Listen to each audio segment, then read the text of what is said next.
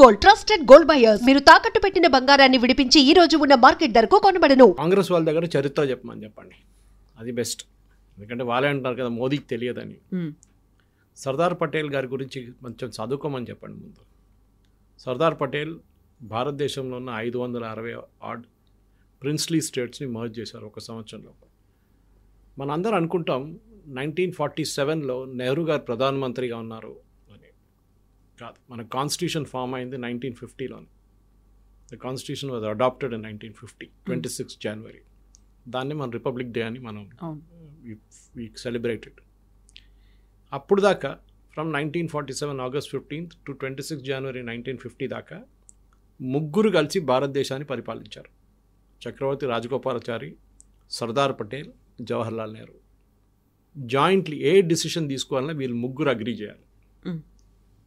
నెహ్రూ ఒకరే కాదు. కానీ ఏం చేశారంటే 1947లో మనకు అందరు తెలిసిందే ప్రాబ్లం ఎక్కడొచ్చిందంటే 560 ప్రిన్స్లీ స్టేట్స్ని 46 నుంచే పటేల్ అండ్ పటేల్ గారు అసిస్టెంట్ ఒకరు ఉన్నారు, ఐసీఎస్ ఆఫీసర్, మేనోన్, వీపీ మేనోన్, వీళ్ళిద్దరు కలిసి మొత్తం కన్విన్స్ చేసి ఒక్కొక్కరితో మాట్లాడి వాళ్ళు మొత్తం మీరు ఇది మీకు ఫెసిలిటీ ఇది ఉంటుంది అని చెప్పి అందరి దగ్గర సిగ్నేచర్స్ తీసుకున్నారు. 4 రాష్ట్రాలకి ప్రాబ్లం ఉండే: ట్రావెన్కోర్, హైదరాబాద్, జూనాగఢ్ అండ్ జమ్మూ కాశ్మీర్. నలుగురికి 4 ఇష్యూస్ ఉన్నాయి. ట్రావెన్కోర్ ఇష్యూ ఏముందంటే అక్కడ ఉన్న దివాన్ ఆయన అగ్రీ చేయలేదు, ఇది నేను అగ్రీ చేయనని చెప్పారు. సో రామస్వామి ఆయన చెప్పారు, నేను పట్టించుకోను, I will not agree for the demand. కానీ ఇది Raja was for it, Thirunal వాళ్ళ royal family, they were for merger with Indian union. కానీ ఆయనకు ఒక్కటే ఉండే, పద్మనాభ స్వామి గుడి మా దగ్గర ఉండాలి, ఇది మా గుడి, అది మీరు తీసుకోకూడదు అని చెప్పి which government of India agreed అని. సో వాళ్ళు విలీనం అయిపోయారు. వాళ్ళు what ever you want to call it, they became a part of Indian union. Next was Junagadh. Junagadh problem ఏంటంటే అక్కడున్న రాజా నేను డైరెక్ట్ పాకిస్తాన్తో మర్జ్ అయిపోతున్నా అని చెప్పి రాసి ఇచ్చేసాడు. But Patel said nothing doing, I will not agree to it, మీరు ఏమైనా చేసుకోండి అన్నారు. అక్కడ ఒక ప్రధానమంత్రి ఉండే, జుల్ఫికర్ అలీ భుట్టో వాళ్ళ ఫాదర్, ఈ was the prime minister of Junagadh. ఆయన దీని అంత పెద్ద గేమ్ ఆడారు. సో లాస్ట్లో పటేల్ గారు అన్నారు, సరే ఎవ్రీథింగ్ ఈజ్ ఫైన్ అని చెప్పి ఇండియన్ ఆర్మీని తీసుకొచ్చి బార్డర్ గడ పెట్టారు. Now will see what you do అని చెప్పేసి ఇమ్మీడియట్గా వాళ్ళు పారిపోయారు ఇద్దరు. అండ్ ఎంటైర్ థింగ్ పాకిస్తాన్ వైపు వెళ్ళిపోయారు వాళ్ళు. So Junagadh was sorted out. So Travancore, Junagadh sort out అయిపోయి ఇంకా 2 మిగిలి ఉన్నాయి, ఒకటి జమ్మూ కాశ్మీర్ అండ్ హైదరాబాద్. హైదరాబాద్తో ఏం చేశారంటే ఒక స్టాండ్ స్టిల్ అగ్రిమెంట్ సైన్ చేశారు. పటేల్ గారికి తెలుసు ప్రాబ్లం ఏంటనేది, ఎందుకంటే Jammu Kashmir is the bigger issue, దీని తర్వాత మనం హ్యాండిల్ చేసుకోవచ్చు, నాకు ప్రాబ్లం లేదు హ్యాండిల్, ఎందుకంటే వీళ్ళకి ల్యాండ్ నుంచి సీ కనెక్షన్ లేదు హైదరాబాద్కి. మనం ఎప్పుడైనా ఏదైనా ఒక రెబెలియన్ ఏదైనా చేయాలంటే ఒక సీ కనెక్షన్ ఉండాలి ఒకటి.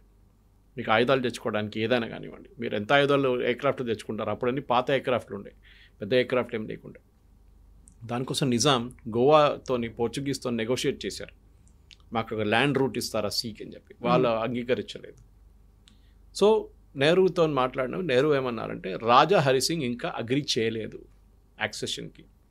ఇన్ఫ్యాక్ట్ సర్దార్ అని చెప్పి ఆ సినిమాలో కూడా ఆ సీన్ ఉంది, చాలా బాగా చేశారు. దాన్ని క్లియర్గా చూపిస్తున్నారు, హిస్టరీ కూడా మీరు రీసెర్చ్ చేసి చూస్తే.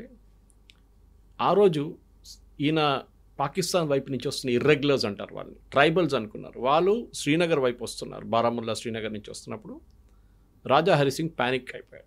ఇప్పుడు వాళ్ళు వచ్చి క్యాప్చర్ చేసి బహుశా ఈయన కూడా చంపేస్తారనుకున్నారు. ఇమీడియట్గా వీపీ మేనోన్ని పిలిపించి సంతకం పెట్టించుకున్నారు. I forget the army general, he was also I think Thimmayya గారు ఉండేనా ఇంకెవరు ఉండే, some army general was there with them.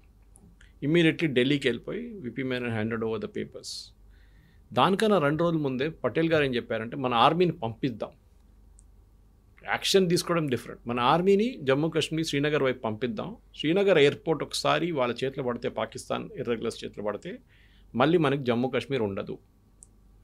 కానీ అది నెహ్రూ గారు అంగీకరించలేదు.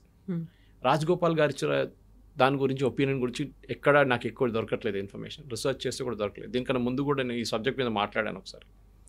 ఎందుకంటే నేను ఒక టైంలో జమ్మూ కాశ్మీర్ స్టడీ సెంటర్లో ఒక మెంబర్ ఉండే నేను. ఆ టైంలో కూడా మేము చాలా మటుకు ఆర్టికల్ 370 రివోకేషన్ కన్నా ముందు 35A డాక్యుమెంట్ కూడా పార్లమెంట్లో చాలా మటుకు మేము వెళ్ళి సర్చ్ చేసాం, లైబ్రరీ చూసాం, ఆర్కైవ్స్ చూసాం, ఎక్కడ మాకు 35A దొరకలేదు. మన ప్రేక్షకులు కూడా అర్థం చేసుకోవాలి. ఇది 2 సపరేట్ తీసుకొస్తాను తర్వాత 35 ఏంటి 370 ఏంటి అనేది. సో ఇమీడియట్గా సైన్ చేశారు.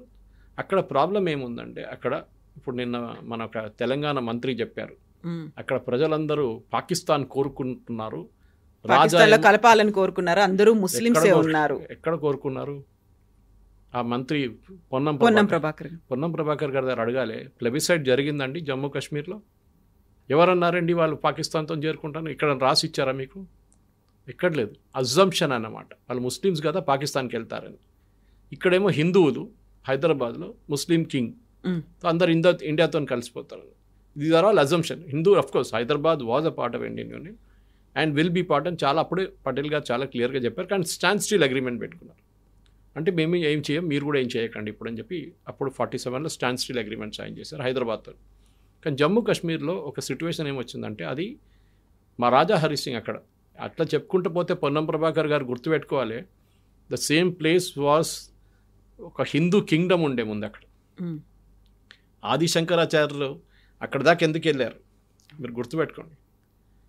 కండహార్ అని చెప్పి ఆఫ్ఘనిస్తాన్లో ఒక ప్లేస్ ఉంది, కండహార్ పేరు ఎట్లా వచ్చిందండి. అట్లనే చాలా మటుకు చెప్పుకొస్తే Jammu Kashmir was a Hindu kingdom చాలా సంవత్సరాలు. కానీ దాని తర్వాత కన్వర్షన్స్ జరిగింది. ఆఫ్ఘాన్ వైపు నుంచి వచ్చిన వాళ్ళు అక్కడున్న పాపులేషన్ని కన్వర్ట్ చేశారు. చాలా మటుకు వ్యాలీలో జమ్మూ వైపు చేయలేకపోయారు వాళ్ళు. దానికోసం ఇప్పుడు కూడా Jammu is a majority Hindu part of it. So Ponnam Prabhakar గారు మాట్లాడుతున్నప్పుడు జమ్మూ కాశ్మీర్లో హిందువులు కూడా ఉండే చాలా. In fact the population of Jammu was more than Kashmir valley. కానీ అది షేక్ అబ్దుల్లా నెహ్రూ కలిసి ఆడిన ఒక గేమ్. తర్వాత wheel bring it up later. So first correction mister Ponnam Prabhakar గారు, అక్కడ ముస్లిం ప్రజలు అని ఎక్కడ లేదు, ముస్లిం మెజారిటీ అని ఎక్కడ లేదు. It was Hindu Jammu and Kashmir was Muslim. ఇప్పుడు కూడా అంతే ఉంది చూడండి మీరు. సో ఆ ఎక్స్క్యూజ్ లేదు. ఈ పటేల్ గారు చెప్పింది, పటేల్ గారు చేసిందని మోదీ గారు చెప్పింది కరెక్టే. మోదీ గారు మాట్లాడే ముందు రీసెర్చ్ చేసి మాట్లాడతారు, ఆయన అతిగా ఏదో వెళ్ళి వాగడం కాదు.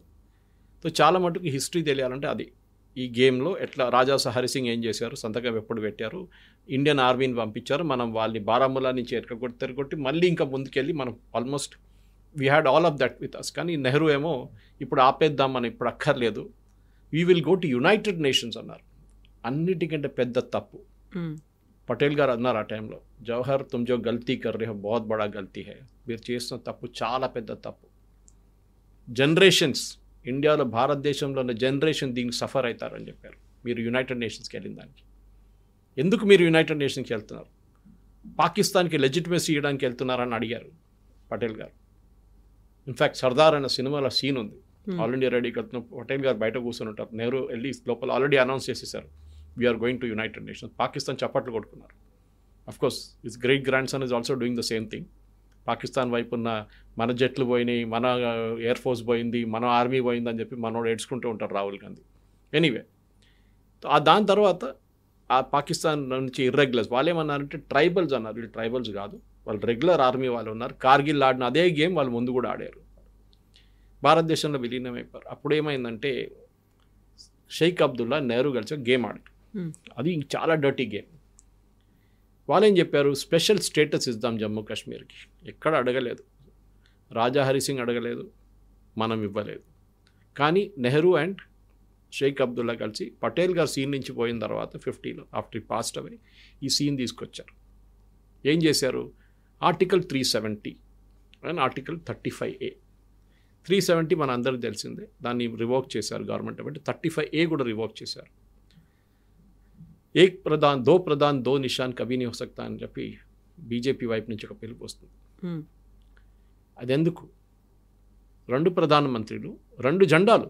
ఇమాజిన్, ఇప్పుడు రివోక్ చేసేదాకా కశ్మీర్ కూడా సపరేట్ ఫ్లాగ్ ఉండే, ఆ ఫ్లాగ్ ఏమో ఇండియన్ యూనియన్ ఫ్లాగ్తో సేమ్ లెవెల్లో ఫ్లై అవుతుండే. మన ఫ్లాగ్ కూడా ఏం చెప్తుంది, మన ఫ్లాగ్ కన్నా పైన పక్కన ఈక్వల్ లెవెల్లో ఉండకూడదు. కానీ ఈ నెహ్రూ అగ్రీ చేశారు దానికి. ఆలోచించారు, ఇది ఆయన ఆడిన గేమ్ అనమాట. 370లో చాలా మట్టుకు వాళ్ళకి ఫ్రీడమ్ ఇచ్చారు. అంటే మీ ఓన్ హైకోర్టు, మీరు జ్యుడిషియల్ సిస్టమ్, అపీల్స్ లేదు, ఎస్సీ ఎస్టీకి రిజర్వేషన్ లేదు. ఆలోచించండి, కాంగ్రెస్ వాళ్ళు చెప్పాల్సింది పొన్నం ప్రభాకర్ గారు, నెహ్రూ గారు ఎస్సీ ఎస్టీ ఓబీసీలకు బీసీలకు ఎందుకు రిజర్వేషన్ ఇవ్వలేదు జమ్మూ కాశ్మీర్లో ఇప్పుడు దాకా. 370 రివోక్ అయిన తర్వాతనే వాళ్ళకి ఇదంతా వచ్చింది మొత్తం. దానికన్నా ముందు అక్కడెక్కడ బీసీ రిజర్వేషన్ ఇచ్చారు అంతే కానీ మొత్తం ఇవ్వలేదు. ఎందుకు? సెకండ్ థింగ్, దీనికన్నా డేంజరస్ ఆర్టికల్ 35A ఉండే. 370 అప్పుడు కూడా మనం రివోక్ చేస్తే అంత పెద్ద ప్రాబ్లం లేకపోతుంది, కానీ ఉండే 35A వాజ్ అన్ ఆర్డినెన్స్. ఒక ఆర్డినెన్స్కి 6 months షెల్ఫ్ లైఫ్ ఉంటుంది, దాని తర్వాత అది ఎక్స్పైర్ అయిపోతుంది ఆటోమేటిక్గా. డాక్టర్ రాజేంద్ర ప్రసాద్ దగ్గర ఈ ఆర్డినెన్స్ తీసుకొని నెహ్రూ గారు వెళ్ళినప్పుడు రాజేంద్ర ప్రసాద్ గారు అడిగారంట, ఇట్స్ ఆన్ రికార్డ్, ఈ ఆర్డినెన్స్ని ఎప్పుడు మీరు పార్లమెంట్లో తీసుకెళ్ళి పాస్ చేసేస్తానని చెప్పారంట. అది ఎప్పుడు చేయలేదు. ఇన్ఫ్యాక్ట్ ఆ డాక్యుమెంట్ దొరకడానికి చాలా మాకు కష్టపడాల్సి వచ్చింది. అది ఎక్కడో దాచిపెట్టారు. ఎక్స్పైర్ అయిన ఆర్డినెన్స్ మీద ఆల్మోస్ట్ 75 సంవత్సరాలు, 72 అని పెట్టుకోండి, 72 సంవత్సరాలు దాని రూల్స్ పాటించి నెహ్రూ గారు, షేక్ అబ్దుల్లా అప్పటి నుంచి ఆడిన గేమ్ మోదీ గారు వచ్చి రివోక్ చేసిన దాకా నడుచుకుంది. 35A is a most dangerous than 370. అంటే రెండిట్లో చట్టాలు ఉన్నాయి. ఫర్ ఎగ్జాంపుల్ ఒక చట్టం నేను చెప్తాను మీకు. కశ్మీర్లో ఉన్న ఒక అమ్మాయి, కశ్మీరీ అమ్మాయి ఒక భారతదేశంలో ఉన్న ఒక అబ్బాయితో పెళ్లి చేసుకుంటే, ఒక జెంటిల్మెన్తో పెళ్లి చేసుకుంటే ఆమెది ప్రాపర్టీ మొత్తం పోతుంది. The same time if she marries somebody from Pakistan, occupied Kashmir or Pakistan, ఆమె ప్రాపర్టీ ఎక్కడ పోతుంది? రిటైన్ అవుతుంది. అలాగే ఆలోచించండి. నెక్స్ట్ డర్టీ గేమ్ ఆడింది ఆర్డినెన్స్తో లేదు, కనెక్షన్ లేదు. కానీ వీళ్ళే నెహ్రూ ఏం చెప్పారంటే, షేక్ అబ్దుల్లా డిమాండ్ ఉండే ఎప్పుడు కశ్మీర్లో, జమ్మూ కాశ్మీర్లో ముస్లిం ముఖ్యమంత్రి ఉండాలి. ఫస్ట్ ప్రధానమంత్రి అని చెప్పారు. దాని తర్వాత సర్దార్ పటేల్ వీళ్ళందరూ, దానికన్నా ముందే ప్రాబ్లం ఉండే, ప్రధానమంత్రి కావాలని చెప్పి సర్దార్ పటేల్ వెళ్ళిన తర్వాత కూడా చాలా మటుకు అబ్జెక్ట్ చేశారు క్యాబినెట్లో ఉన్న వాళ్ళు. నెహ్రూతో చెప్పారు ప్రధానమంత్రి విల్ నాట్ బి అలౌడ్, భారతదేశానికి ఒకటే ప్రధానమంత్రి ఉంటారు, జమ్మూ కాశ్మీర్కి సెపరేట్ ప్రధానమంత్రి ఇవ్వలేమని చెప్తే చీఫ్ మినిస్టర్ అని చేశారు. ఎప్పుడు ముస్లిం చీఫ్ మినిస్టర్ ఉండాలి కంపల్సరీ అని చెప్పారు షేక్ అబ్దుల్లా. దానికి ఏం చేయాలి? ఇప్పుడు జమ్మూ కాశ్మీర్లో కశ్మీర్ వ్యాలీలో ఉన్న సీట్స్ పెంచేశారు. ఆలోచించండి, కశ్మీర్ వ్యాలీలో ఉన్న సీట్లు పెంచారు. ముస్లిమ్స్ తక్కువ ఉన్నా కానీ పాపులేషన్ ఎక్కువ చూపించి సీట్లు ఎక్కించేశారు. అదే టైంలో మెజారిటీ హిందూ ఉన్న జమ్మూలో సీట్లు తగ్గించేశారు. సో ఇప్పుడు కూడా అదే నడుస్తుంది చూడండి. ఇప్పుడు కొంచెం పాపులేషన్ వాళ్ళది ఎక్కువైంది, ఎందుకంటే పాపులేషన్ గ్రోత్ హిందువుల్లో ఎప్పుడు తక్కువనే ఉంటుంది, ముస్లిమ్స్లో ఎప్పుడు ఎక్కువనే ఉంటుంది వాళ్ళది. ఇప్పుడు మీరు హైదరాబాద్ చూడండి, మీరు మలప్పురం చూడండి, మీరు కిషన్గంజ్ చూడండి, మీరు వెస్ట్ బెంగాల్ చూడండి. వెస్ట్ బెంగాల్లో మీరు చూసుంటారు, ఆ రోజు డేటా వచ్చింది కదా ఎలక్షన్ కమిషన్ది. వెస్ట్ బెంగాల్ డెకెడల్ పాపులేషన్ అంటే 10 సంవత్సరాల రైజ్ ఇన్ పాపులేషన్ ఇస్ 16%. కానీ అక్కడున్న ఓటర్ బేస్ 86% పెరిగింది. 16% మంది పుట్టారు, కానీ 86% మందికి ఓటర్ ఐడి కార్డులు ఉన్నాయంట. న్యాచురలీ ఆ 60-70% బయట నుంచి వచ్చారు. అది చాలా క్లియర్ అన్నమాట. దానికి భయపడుతుంది. Anyway, that is not a matter of this subject of the debate. Population demography అనేది బాగా మారుతూ వచ్చింది. దానికి తగ్గట్టుగానే అక్కడ ఉన్నటువంటి వసతులు కావచ్చు, ఇవ్వాల్సినటువంటి ఫెసిలిటీస్, ఇవన్నీ కూడా మారుతూ ఉంటాయి కదా. డెఫినెట్గా. ఎందుకంటే మన్మోహన్ సింగ్ గారు ఒకసారి చెప్పారు, Muslims have the first right on the resources of India అని. అంటే ముస్లిమ్స్కి ఫస్ట్ ప్రయారిటీ ఉంది రిసోర్సెస్ కోసం, హిందువులకు కాదు అని మన్మోహన్ సింగ్ గారు ఒక స్టేట్మెంట్ ఇచ్చారు ప్రధానమంత్రిగా ఉన్నప్పుడు. ఆ ఏ కాంటెక్స్ట్ ఇచ్చారు మన అందరికి తెలిసింది, ఓట్ల కోసం. అజరుద్దీన్ని క్యాబినెట్ చేర్చింది అందరికి తెలిసింది. ఇన్ని రోజులు అజరుద్దీన్ గుర్తులేని అజరుద్దీన్ ఇప్పుడు ఎట్లా గుర్తొచ్చారండి మీకు ఎలక్షన్ కన్నా కొన్ని రోజుల ముందు? ఎందుకంటే అక్కడ ముస్లిం ఓట్లు రావాలి జూబ్లీహిల్స్, రావట్లేదు అని తెలిసిపోయినప్పుడు ఇమ్మీడియట్గా అజరుద్దీన్ని క్యాబినెట్లో తీసుకున్నారు. It is not that he will do anything, ఆయన అక్కడ పోటీ చేసి ఓడిపోయిన క్యాండిడేట్ ఆయన. సో జమ్మూ కాశ్మీర్లో జరిగింది ఇది. సో పొన్నం ప్రభాకర్ గారు చెప్పేటప్పుడు హిస్టరీ ఒకసారి చదువుకోమని చెప్పండి, చాలా clear. There are books on Sardar Patel, research material ఉంది. ఏం కాకపోతే ఆయన కెవాడియాకి వెళ్ళమని చెప్పండి, నేను మోదీ గారు వెళ్ళారు చూడండి, అక్కడికి వెళ్ళమని చెప్పండి. I have gone there. Beautiful museum ఉంది దాని కింద, మెయిన్ స్టాచ్యూ కిందనే, చాలా పెద్దది. దాంట్లో డీటెయిల్డ్ హిస్టరీ ఉంది. మీకు అక్కడ నిలబడేది మొత్తం చూడాలంటే మీకు ఒక 5-6 గంటలు పడుతుంది. But Weaver on a conducted tours, మాకు ఎక్కువ టైం దొరకలేదు మాకు. సో దాని తర్వాత సౌండ్ అండ్ లైట్ షో ఉండే, అదంతా ఉండే అన్నమాట. Because we had gone as guest of Gujarat government ఆ టైంలో. సో మనం అర్థం చేసుకోవాలంటే హిస్టరీని ట్విస్ట్ చేసి చెప్పడం కాదు. మోదీ గారు చెప్పిన దానికి మీరు జవాబు ఇవ్వండి. You show it with proof that ఎక్కడైనా అక్కడున్న ప్రజలు, కశ్మీర్లో ఉన్న ప్రజలు మేము పాకిస్తాన్తో విలీనం అయిపోతాం, పాకిస్తాన్ వైపు వెళ్తామని ఎక్కడైనా వాళ్ళు ప్లెబిసైడ్ చేశారా?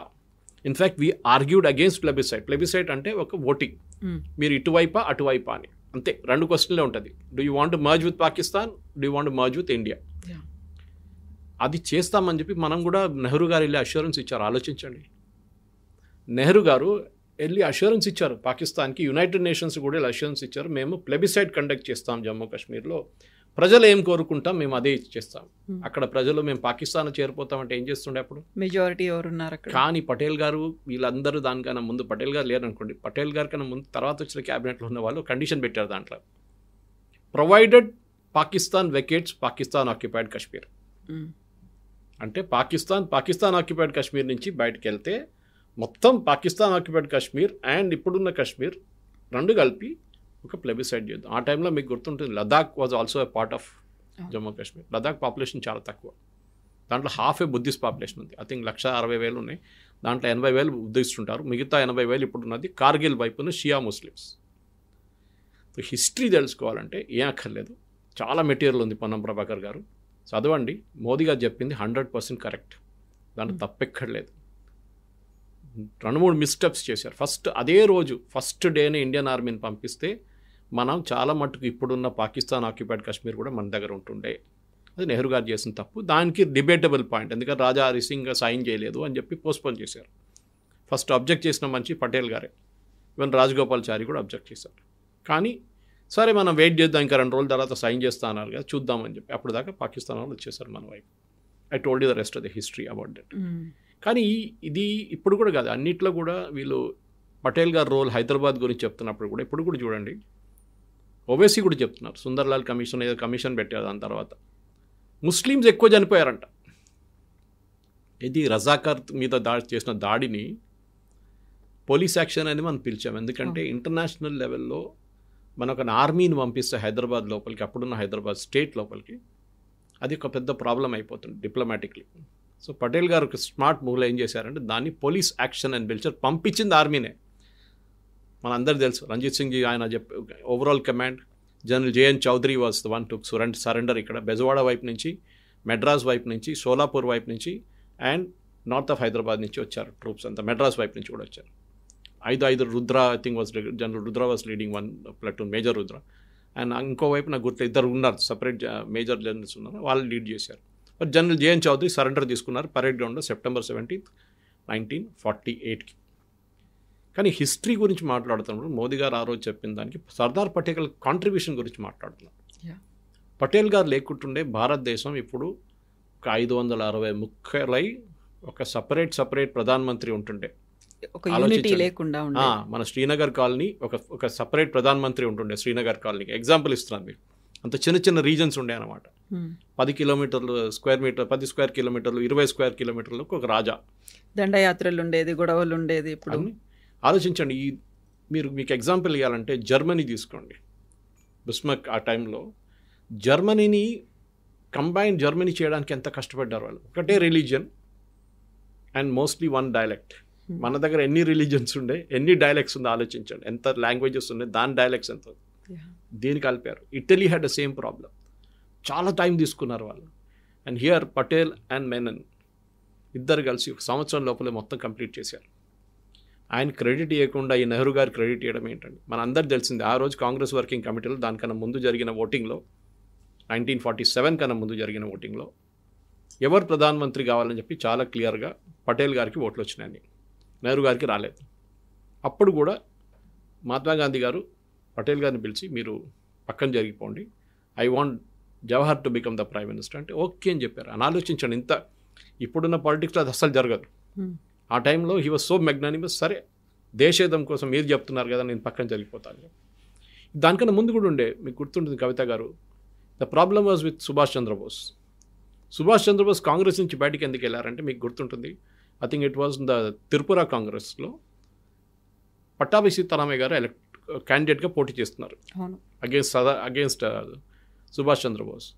పట్టాభి సీతారామయ్య గారు ఏమో గాంధీ గారి క్యాండిడేట్. అండ్ గాంధీ గారు పిలిచి చెప్పారంట సుభాష్ చంద్రబోస్కి, on record, this is also there in his memories, నేను ఇది పట్టాభి సీతారామయ్య నా క్యాండిడేట్ చేస్తున్నాను, నేను సపోర్ట్ చేస్తున్నా, ఆయన ఓడిపోతే నేను ఓడిపోయినట్లా. సుభాష్ చంద్రబోస్ గెలిచారు. కలిసి ఏం చేస్తే మొత్తం కాంగ్రెస్ వర్కింగ్ కమిటీలో ఉన్న అందరు కలిసి ఆయన వ్యతిరేకంగా గాంధీ ఒక క్యాంపెయిన్ నడిపించారు. సుభాష్ చంద్రబోస్ ఆ నెక్స్ట్ డే రాజీనామా చేసి కాంగ్రెస్ ఇడిచేసి ఫార్వర్డ్ బ్లాక్ అనే పార్టీ పెట్టుకున్నారు. సో ఇది అంబేద్కర్ గారితో జరిగింది. Ambedkar was never in Congress by the way, ఆయన ఎప్పుడు కాంగ్రెస్ పార్టీలో లేకుండా. కానీ నెహ్రూ క్యాబినెట్ నుంచి రిజైన్ చేసిపోయారు. దాని తర్వాత 2 సార్లు లోక్సభకి పోటీ చేశారు అంబేద్కర్ గారు, మీకు గుర్తుంటుంది. ఒకసారి ఔటర్ ముంబై నుంచి, ఇంకోసారి తానే వైపు నుంచి, ఎక్కడి నుంచో 2 సార్లు గెలవలేదు, ఓడిపోయారు. 2 సార్లు ఓడిపోయారు. 2 సార్లు ఓడించింది నెహ్రూ. పర్సనల్ ఇంట్రెస్ట్ తీసుకున్నారు. సెకండ్ టైం పాపం ఆయన సెక్రటరీగా ఉన్న, ఆయన పర్సనల్ అసిస్టెంట్గా ఉన్న ఒక మనిషిని తీసుకొచ్చి కాంగ్రెస్ క్యాండిడేట్గా పెట్టారు అంబేద్కర్ గారు. ఆలోచించండి ఎంత hurt he would have felt. గెలవకూడదు అంబేద్కర్, ఏ పరిస్థితుల్లో కూడా లోక్సభకి రాకూడదు అని చెప్పి నెహ్రూది ఒక ఏం చెప్తారు, he had very very strong opinion about. దానికోసం పర్సనలీ క్యాంపెయిన్ చేసి అంబేద్కర్ గారిని ఓడించిన మనిషి నెహ్రూ. కాంగ్రెస్ వాళ్ళు ఇక్కడ వెళ్ళి అంబేద్కర్ గారి స్టాచ్యూ మీద దండలు వేసే టైంలో ఇది గుర్తుపెట్టుకోవాలి. And he told very clearly, నెహ్రూకి చెప్పారు క్యాబినెట్ నుంచి రిజైన్ చేస్తున్నారు, ముఖం మీద పడేసి వెళ్ళిపోయారు పేపర్లు, ఐఎమ్ రిజైనింగ్. ఆ హిందూ కోడ్ గురించి ఉంటే that's a different debate all together, ఆ బిల్ గురించి. But he had a very strong opinion. అది చాలా క్లియర్. కానీ ఇప్పుడు ఏం చెప్తారు, బీజేపీ వాళ్ళు అంబేద్కర్ గారిని ఇన్సల్ట్ చేస్తారంటారు. Sir I have no debate, వాళ్ళు బీజేపీ క్యాండిడేట్, బీజేపీ రిప్రజెంటేటివ్ని పిలిపించుకొని మీరు డిబేట్ చేసుకోవచ్చు వాళ్ళు. కానీ హిస్టరీ నుంచి కోట్ చేసేటప్పుడు హిస్టరీ కోట్ చేయాలి. మన ఏదో ఆర్గనైజ్డ్ హిస్టరీ కాదు కోట్ చేసేది. లెఫ్ట్ ఇస్ రొమిలా తాపారి, ఇర్ఫాన్ హబీబ్ రాసిన హిస్టరీ కాదు మన హిస్టరీ. ఆ నిజమైన హిస్టరీ ఇప్పుడు బయటకు వస్తుంది. ఆ హిస్టరీలో కూడా మీరు రీసెర్చ్ చేస్తే చాలా మట్టుకు, ఎస్పెషల్లీ సుభాష్ చంద్రబోస్ మీద చాలా ఉన్నాయి మెటీరియల్, పటేల్ గారి మీద చాలా మెటీరియల్ ఉన్నాయి. ఇన్ఫ్యాక్ట్ పటేల్ గారు డిప్రెషన్లో వెళ్ళిపోయి ఆయన హెల్త్ ఇంత పాడిపోయి లాస్ట్ చనిపోయారు. ఆయన ఈ would stayed on for another 5-6 years easily. కానీ ఈ నెహ్రూ చేసిన కుట్రతోనే, ఆయన చేసిన క్యాంపెయిన్ కన్సిస్టెంట్గా పటేల్ గారిని కిందకి దింపడానికి ట్రై చేస్తున్న మనిషి తానే. పటేల్ గారు లాస్ట్లో ఈ అటు కంప్లీట్గా బెడ్ రిడన్ అయిపోయారు. దాని తర్వాత హీ వెంట అవి. పటేల్ గారు పోయిన తర్వాత కూడా ఆమె వాళ్ళ కూతుర్ని చూసుకోలేదు గవర్నమెంట్ ఆఫ్ ఇండియా, అస్సలు పట్టించుకోలేదు. భారతరత్న ఎప్పుడు ఇచ్చారండి ఆయనకి, ఆలోచించండి. వీళ్ళందరూ వాళ్ళకి ఇచ్చుకున్నారు భారతరత్న. నెహ్రూ ఉన్నప్పుడు నెహ్రూకి ఇచ్చుకున్నారు భారతరత్న. ఇందిరాగాంధీ ఉన్నప్పుడు ఇందిరాగాంధీకి ఇచ్చుకుంది. రాజీవ్ గాంధీ పోయిన తర్వాత ఇచ్చారు. పటేల్ గారికి ఎన్ని సంవత్సరాల తర్వాత, పటేల్ గారికి 49లో రావాలండి, 50లో రావాలండి. సరే రిపబ్లిక్ వచ్చిన తర్వాత ఇద్దామంటే why it was Bharat Ratna not given. ఆయనకి ఎందుకు ఇవ్వలేదు? ఇది ప్రాబ్లం. సో మన హిస్టరీలో కూడా కరెక్ట్ చేసేటప్పుడు పొన్నం ప్రభాకర్ గారు కానీ ఎవరైనా కానీ, and I'm ready to SIT with him across the table. ఒక న్యూట్రల్, ఒక ఏం చెప్తారు, ఒక డిబేట్, ఒక పర్సన్ తీసుకొచ్చి న్యూట్రల్ ప్లాట్ఫామ్ మీద I'm ready to debate him point to point, fact to fact. ఏం జరిగింది అప్పుడు పటేల్ గారికి, నెహ్రూ గారికి ఏం జరిగింది, పటేల్ గారికి, అంబేద్కర్ గారికి ఏం జరిగింది అందరితో. ఎందుకంటే సి ఇట్ ఈస్ న్యాచురల్. చాలామంది అన్నారు పటేల్ గారిని బీజేపీ హైజాక్ చేసుకొని తీసుకెళ్ళిపోయారని. బిఫోర్ దట్ బోస్ గారిని హైజాక్ చేసుకొని తీసుకెళ్ళిపోయారు. బోస్ గారి స్టాచ్యూ ఎందుకు పెట్టలేదండి ఢిల్లీలో, కర్తవ్య పట్ల? దానికన్నా ముందు నెహ్రూ గారు వచ్చి చేశారా? చేయలేదు కదా. మోదీ గారు చేశారు తర్వాత కర్తవ్య పథ్లో సుభాష్ చంద్రబోస్ స్టాచ్యూ. ఇప్పుడు హైదరాబాద్లో మీద అడుగుతున్నానండి, సర్దార్ పటేల్ గారి స్టాచ్యూ ఎక్కడ ఉందని చెప్పండి కవిత గారు. ఇందిరాగాంధీ అంటే మీరు చెప్తారు అక్కడ ఇక్కడ. నెహ్రూ అంటే నెహ్రూ కూడా చెప్తారు అక్కడ ఇక్కడ చాలా చోట్ల. సర్దార్ పటేల్ గారి స్టాచ్యూ ఎక్కడుంది? ఉండే ఒకటి మేజర్ స్టాచ్యూ ఉన్నది మన సికింద్రాబాద్ స్టేషన్ దగ్గర. అంత నెగ్లెక్ట్ అన్నమాట. ఒక భారతదేశం చేసిన మనిషిని అసలు పట్టించుకోలేదు వీరెవరు, కాంగ్రెస్ వాళ్ళు. దాన్ని బీజేపీ హైజాక్ చేసి తీసుకెళ్తే నేను దాంట్లో తప్పేం లేదు. మీరు మీ పాపను చూసుకోకపోతే, పిల్లని చూసుకోకపోతే ఇంకొకరు చూసుకుంటారు అంతే. మీరు మీ ముసలాన్ని చూసుకోకపోతే ఇంకొకరు వచ్చి చూసుకుంటారు అంతే. వాళ్ళు క్రెడిట్ తీసుకుంటే తీసుకొనియండి, అంత అయిపోయింది కదా. You have not done it. Bharat Ratna ఇవ్వలేదు. Never acknowledge this position in history. భారతదేశాన్ని కంప్లీట్గా ఒక యూనిట్ చేసిన దాన్ని వాళ్ళ కూతురు చూసుకోలేదు మీరు, మనీబెన్. దిస్ ఇస్ కంప్లీట్గా. ఇన్ఫ్యాక్ట్ మీరు బిలీవ్ చేయరు Kavitha garu, he was such a strong man Patel. ఆయన లాయర్గా ఆర్గ్యూ చేస్తున్నారు case. I think you must be knowing this. ఆయన లాయర్గా ఒక కేసు ఆర్గ్యూ చేస్తున్నప్పుడు వాళ్ళ వైఫ్ చనిపోయారని చెప్పి న్యూస్ వచ్చింది. She was suffering from cancer. ఆయన పేపర్ చూసుకొని పాకెట్లో వేసి ఆర్గ్యూ చేశారు. కేసు గెలిచారు. ఆ రోజు గెలిచిన తర్వాత జడ్జికి చెప్పారు, I have to leave because my wife has passed away. Commitment చాలా ఇంపార్టెంట్. నెహ్రూ చేయలేదని చెప్పట్లేదు ఎవరు. నెహ్రూ చేయలేదు. Nehru was more of a playboy అని కూడా చెప్పాను నేను. బట్ హీ వాజ్ మోర్ ఒక ఇమేజ్ క్రియేట్ చేశారు. ఇప్పుడు ఏమనంటే నెహ్రూ ఐఐటి పెట్టాడు, నెహ్రూ ఐఐఎమ్స్ తీసుకొచ్చారు, నెహ్రూ ఇస్రో చేసింది. సారీ, ఇస్రో నెహ్రూ కాదు, సంబంధమే లేదు ISRO. HAL before independence it is the private company, దాన్ని టేక్ ఓవర్ చేసుకున్నారు అంతే. It is the private company. I think the Walchand group వాళ్ళది ఉండే అనుకుంటా.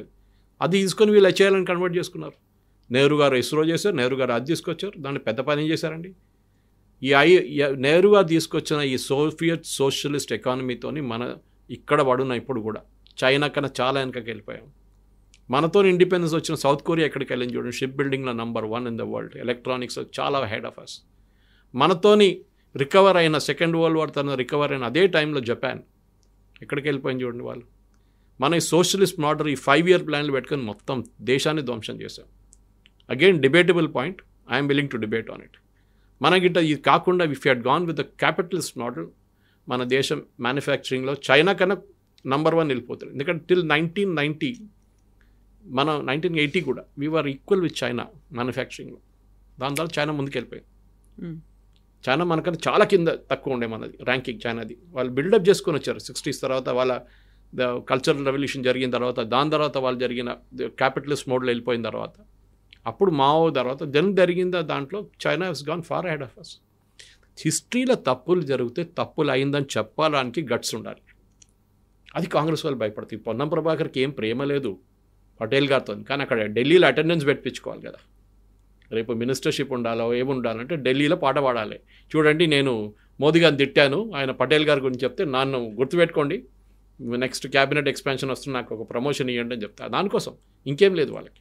మీ హిస్టరీ గురించి మాట్లాడినప్పుడు హిస్టరీ అనేది ఎందుకని ఒక కన్స్ట్రక్టివ్గా లేదంటారు? ఎవరి పర్సెప్షన్లో వాళ్ళు ఎందుకు చెప్పుకుంటున్నారు? నాకు ఇది నచ్చింది అంటే ఇది నచ్చలేదు అనేది ఇన్ని రకాల వర్షన్స్. హిస్టరీ జరిగినట్టుగా ఎందుకని మనకు కనిపించట్లేదు? ఎందుకని మనం వినలేకపోతున్నాం? ఇంగ్లీష్లో ఒక సేయింగ్ ఉంది కవిత గారు, till the lion learns to write, hunter will be always the right. ఏ రోజు సింహం రాయడానికి నేర్చుకుంటుందో ఆ రోజు దాకా హంటరే చంపారు, హంటర్ గెలిచారు. మన దేశంలో పుస్తకాలు ఎక్కడైనా టిల్ విక్రమ్ సంపత్ అండ్ మానోషి సిన్హా రాసిన అప్పుడు దాకా మన దేశంలో యుద్ధాలు గెలిచిన రాజులు రాణి గురించి ఎక్కడైనా విన్నారా మీరు? రాణి అబ్బక్క గురించి విన్నారా? ఇక్కడ మన దగ్గర ఉన్న హిస్టరీ ఏంటంటే ఇర్ఫాన్ హబీబు, ఈ లోమినా తపర్ రాసిన, బ్రిటిష్ వాళ్ళు రాసిన హిస్టరీలు అంటే మన రాజులు రాణులు అన్ని యుద్ధాలు ఓడిపోయారు. ఇక్కవైపు నుంచి బ్యాటిల్ ఆఫ్ ప్లాసీ నుంచి ఇటువైపు ఉన్న ఏ యుద్ధం చూడండి మనం ఓడిపోయాం, భారతదేశం ఓడిపోయారు. లేదండి, we one a lot of wars. Shivaji గారిని ముట్టలేకపోయారు ముఘల్స్. ఇటువైపు ఏమో రాజస్థాన్లో ఉన్న రాజ్పుత్స్, ఇటు మన దగ్గర ఉన్న సౌత్లో ఉన్న విజయనగర సామ్రాజ్యం కానీ, చాళుక్యాలు కానీ, చోలాస్ కానీ చాలా ఉన్నాయి. అస్సాం వైపు ఉన్న అహోం రాజులు 800 సంవత్సరాలు కాలు పెట్టినలేదు ఒక ముఘల్ని అక్కడ. ఎవరైనా ముఘల్స్ అని కాదు, ఎవరినైనా. అది వాళ్ళది ఉండే. రాణి అబ్బక్క ఫ్రమ్ ఉల్లాల్, కర్ణాటక. నేను చాలాసార్లు మాట్లాడాను ఆమె గురించి, బ్రిలియంట్. కానీ మన దగ్గర ఏంటంటే ఆ హిస్టరీ ఆపెట్టేశారు. We're a nation of losers అని చూపిస్తున్నారు. No, we're not a nation of losers. మనం చాలా గెలిచాం. విక్రమ్ సంపత్ గారు బ్యూటిఫుల్గా రాశారు. ఇన్ఫ్యాక్ట్ ఆయన first volume Subhash Chandrabose volume రాసిన తర్వాత ఒకరోజు ఇక్కడ పార్క్ హోటల్లో కూర్చొని మేము ఇద్దరు మాట్లాడుతున్నాం. I picked him up from the airport. ఒక ఫంక్షన్ ఉండే ఇక్కడ. అప్పుడు మాట్లాడుతున్నప్పుడు ఆయన అడిగారు, Suresh what should I right next అని అడిగారు నా దగ్గర. అప్పుడు నేను చెప్పాను, సార్ హిస్టరీ రాయండి సార్, మన హిస్టరీని కరెక్ట్ చేయండి అని చెప్పాను. ఏంటంటే మనం we have won battles which Britishers are never return. Kavitha గారు, the world's biggest naval battle took in Travancore. Dutch navy అంటే ఆ టైంలో అన్నిటికంటే పవర్ఫుల్. అప్పుడు ఈస్ట్ ఇండియా కంపెనీ ఇంకా ఇండియాకి రాలేదు. డచ్ వర్ రూలింగ్ సిలోన్, ఇండోనేషియా, ఫిలిప్పీన్స్ మొత్తం వాళ్ళ చేతిలో ఉండే. వాళ్ళు భారతదేశాన్ని కాన్కర్ చేయడానికి ట్రై చేస్తున్నప్పుడు మార్తాండ వర్మ వాళ్ళ నేవీతోనే బ్యాటిల్ జరిగింది, డచ్ వాళ్ళది. చాలా పెద్ద నేవల్ బ్యాటిల్ ఉంది. ఇప్పుడు కూడా మీరు మిలిటరీ స్కూల్స్కి వెళ్తే మీకు కనిపిస్తుంది biggest naval battle in history ఆ టైంలో. అండ్ మార్తాండ వర్మ వాళ్ళు గెలిచారు, వాళ్ళ నేవీ గెలిచారు. ఎస్టుసే డిసోయ్ అని ఆయన పేరు నాకు exactly I'm not able to pronounce his name. Your the chief of the naval, Portuguese అప్పుడున్న డచ్ నేవీ. ఆయన తీసుకొచ్చి కమాండర్ ఇన్ చీఫ్ చేశారు మార్తాండ వర్మ, ఆయన ఆర్మీది.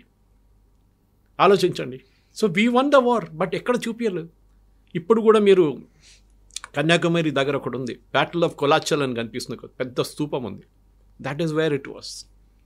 అక్కడే సరెండర్ జరిగింది, బ్యాటిల్ ఆఫ్ కొలాచల్. కానీ మన పిల్లలకి హిస్టరీ బుక్స్ ఎక్కడిది ఉండదు. ఇది ప్రాబ్లం అనమాట. మనదంటే మనం ఓడిపోయాం. Yeah. సాంబాజీ సినిమా వచ్చేదాకా అందరికీ అట్లా జరిగిందా మనకు తెలియదు కదా. ఎందుకంటే చూపిస్తుంది ఏంది మనకి జోధా అక్బర్ ద గ్రేట్, ఔరంగజేబ్ కూడా గ్రేట్ అంటారు వీళ్ళు కావాలంటే. ఇది problem. So we have to show. దానికోసం భయపడుతున్నారు. ఎన్ఈపీ ఇంప్లిమెంట్ చేయమని చెప్పి Kerala government, Tamil Nadu government, west Bengal government ఎందుకు భయపడుతున్నారు? ఎన్ఈపీలో మనం ఏం చెప్తున్నాం, new education policy, that we have to bring in the real history. ఆ రియల్ హిస్టరీ నేర్పించకపోతే దానికోసం చూడండి, బ్యాటిల్ ఆఫ్ హైఫా అని వింటారు మీరు కవిత గారు. ఇజ్రాయెల్లో ఉన్న అప్పుడు ఆటోమన్ ఎంపైర్ కింద ఉన్న ఒక place Haifa, today it is in Israel. దాన్ని లిబరేట్ చేసింది అప్పుడున్న Indian army under the British. Haifa liberate చాలా ఇంపార్టెంట్ బ్యాటిల్ ఉండేది. ఆటోమన్ ఎంపైర్ దాని తర్వాత మొత్తం కొలాప్స్ అయిపోయింది. ఆ బ్యాటిల్లో మన పుస్తకాలు ఎక్కడ లేదు. తీన్మూర్తి మార్గ్ అని నెహ్రూ గారు ఒక పెట్టారు. Actually it is now called Haifa Chowk. Modi గారు వచ్చిన తర్వాత పేరు మార్చేదాన్ని. తీన్మూర్తి కాదు, అది హైఫా చౌక్. అది ఇజ్రాయేలీ టెక్స్ట్ బుక్స్లో దాని గురించి ఉంది, that Indian army liberated Haifa. మన టెక్స్ట్ బుక్స్లో ఎక్కడ లేదు. ఎందుకండి? Why are we ashamed of it? ఇది నాకు అర్థం కాదు. మనం గెలిచిన యుద్ధాలు ఒక్కొక్క ప్లేస్లో, ఒక్కొక్క స్కూల్లో, ఒక్కొక్క కాలేజ్లో చెప్పాల్సిందే. అది మీరు ఏ పుస్తకం తీసుకుని, not recommending any books, but doctor Vikram Sampath కానీ మనోషి రాసిన బుక్స్ బ్రిలియంట్. మనోషి 2 బుక్స్ వచ్చినాయి, సాఫ్రన్ సోర్డ్స్ అని చెప్పి 1 and 2. It is beautifully readable books. అది హిస్టరీలో ఉండదు. సో మీరు అడిగిన ప్రశ్నకి కశ్మీర్ నుంచి మొదలై మన ఇండిపెండెన్స్ దాకా వచ్చేటప్పుడు చాలా మట్టుకు హిస్టరీని లెఫ్టిస్ట్ హిస్టోరియన్స్ మొత్తం చేంజ్ చేసేసారు. This was the deal between Indira Gandhi and Jyoti Basu. మీకు గుర్తుంటుంది, ఇది వీళ్ళు ఎట్లా వచ్చారు అకాడమిక్స్లోని. దానికి ఎంత పెద్ద స్టోరీ ఇంకోటి ఉంది. లెఫ్టిస్ట్ కేరళలో ఈఎంఎస్ నంబూదిరిపాటి గవర్నమెంట్ ఫామ్ చేసిన తర్వాత దాన్ని డిస్మిస్ చేసింది నెహ్రూ. ఆలోచించండి, డెమోక్రటిక్లీ ఎలక్టెడ్ ఫస్ట్ కమ్యూనిస్ట్ గవర్నమెంట్ ఉంది, వాళ్ళని డిస్మిస్ చేశారు నెహ్రూ. కమ్యూనిస్ట్ వాళ్ళు థ్రెట్ దట్ అని చెప్పి డిస్మిస్ చేశారు. దాని తర్వాత వెస్ట్ బెంగాల్లో కమ్యూనిస్టులు వచ్చినప్పుడు తర్వాత జ్యోతిబాసు అక్కడి నుంచి ఎక్స్పాన్షన్ ప్లాన్స్ చేస్తున్నప్పుడు ఇందిరాగాంధీ ఒకరోజు జ్యోతిబాసుని పిలిపించి, మీరు వెస్ట్ బెంగాల్ నుంచి బయటికి రాకండి, మీకు ఏం కావాలి చెప్పండి అని అడిగారు. నాకు 25%, ఫస్ట్ 50 అన్నారు. 50 నుంచి అకాడమిక్స్ మా వాళ్ళు ఉండాలి, అంటే మా ప్రొఫెసర్స్ కానీ లెక్చరర్స్ కానీ వైస్ ఛాన్సలర్స్ అంతా మా లెఫ్టిస్ట్ వాళ్ళు ఉండాలి. ఇందిరాగాంధీ అగ్రీడ్. హిస్టరీ మా వాళ్ళు రాస్తారు, అది ఉంది. ఎందుకంటే ఒకసారి మీరు చిన్న పిల్లల బ్రెయిన్లో మీరు you are a nation of losers అని చెప్తే వాళ్ళు కూడా మొత్తం సైక్ అయిపోతారు. వాళ్ళు కూడా అదే మెంటాలిటీకి వచ్చేస్తాం, మనం ఓడిపోతాం, మనం ఏం చేస్తాం, మన కింగ్స్ రాజులంతా యూజ్లెస్ ఉండే ఆ టైంలో. కాదండి, they were brilliantly Brave. So ఈ జ్యోతిబాసు ఇందిరాగాంధీ కల్చర్ గేమ్ అంటే అది పెద్ద నేను మాట్లాడుకుంటే ఇంకో ½ అవర్ పోతుంది దానికి. ఆ టైం నుంచి హిస్టోరియన్స్ ఇప్పుడు కూడా చూడండి, జేఎన్యూ లాంటి ప్లేస్లో, జాదవ్పూర్ యూనివర్సిటీ లాంటి ప్లేస్లో, మన దగ్గర హెచ్సియూలో కూడా ఉండే ముందు, ఇప్పుడు అక్కడ అయిపోయింది, ఎఫ్లూలో ఉండే మన దగ్గర చాలా యూనివర్సిటీస్ చూడండి leftist. Even private universities, Azeem Premji university లాంటి యూనివర్సిటీలో, టిస్ట్ లాంటి ప్లేస్లో. ఎందుకంటే ఒకసారి మీరు యంగ్ ఏజ్లో ఎవరినైనా బ్రెయిన్ వాష్ చేస్తే వాళ్ళు పెద్ద అయినప్పుడు కూడా they will still remain with the same thought process. కానీ ఒక సేమ్ ఉంది, if you're a communist at 18 you got a brain in the right place. ఒక 18 years ఉన్నప్పుడు మీ కమ్యూనిజం మీ బ్రెయిన్లో ఉన్నప్పుడు your brain is, but at 30 if you're still a communist your brain is in the wrong place. ఎందుకంటే మీరు అప్పుడు దాకా మీకు రియాలిటీ వచ్చేస్తుంది, ఈ కమ్యూనిజం అది ఏంటని, ఇదంతా ఫేక్ అని చెప్పేసి. ఇప్పుడు నక్సలైట్లు సరెండర్ చేస్తున్నారు చూడండి, అట్లనే అయిపోతుంది లాస్ట్. సో దానికోసం యూ షుడ్ ఎన్ష్యూర్ మన పిల్లలకి జమ్మూ కాశ్మీర్ హిస్టరీ ఒకటే కాదు, పొన్నం ప్రభాకర్ చెప్పిన హిస్టరీ కాదు, మోదీ గారు చెప్పిన హిస్టరీ కూడా చెప్పక్కర్లేదు. ఐఎమ్ నాట్ సెయింగ్ మోదీ గారు చెప్పింది అంత కరెక్ట్ అని. You deduce from the historical material on hand. దాన్ని బట్టి డిబేట్ చేయండి, ఓపెన్ డిబేట్, కొట్లాడడం కాదు, ఓపెన్ డిబేట్ చేయండి. నేను చెప్పాను కదా, I also come in SIT ఎక్కడైనా కానివ్వండి. హిస్టరీ నేర్పించాలి పిల్లలకి, and right history of Bharat, అది చాలా ఇంపార్టెంట్. సాయి దీపక్ గారు చాలా మంచి పుస్తకాలు రాశారు, ఇండియా దట్ ఈస్ భారత్ అని చెప్పేసి. దట్ ఈస్ బ్రిలియంట్ బుక్స్, ఆయన రాసిన బుక్స్ అంతా.